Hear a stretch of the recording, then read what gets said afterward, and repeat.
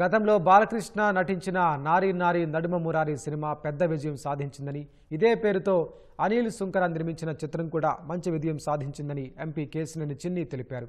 Vijayawada MP చిన్ని కార్యాలయంలో నారీ Nari Naduma Murari cinema success meet నిర్వహించారు.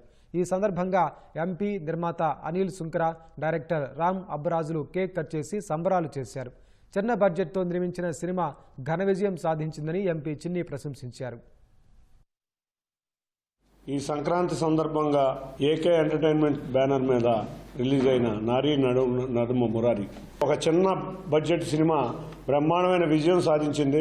చిత్ర పరిశ్రమ బాగుండాలంటే చిన్న హీరోలు, చిన్న సినిమాలు మరిన్ని వచ్చి సక్సెస్ అవ్వాలి.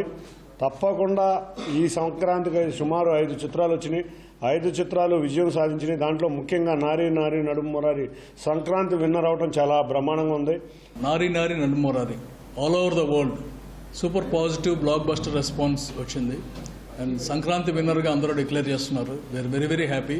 మా సినిమాను ఆదరించినందుకు అందరికీ థ్యాంక్స్. మా టీం తరఫున ఇవాళ 5 సినిమాలు ఉన్నాయి కాబట్టి అన్ని సినిమాలు బాగున్నాయి, అన్నీ ఎంజాయ్ చేయండి.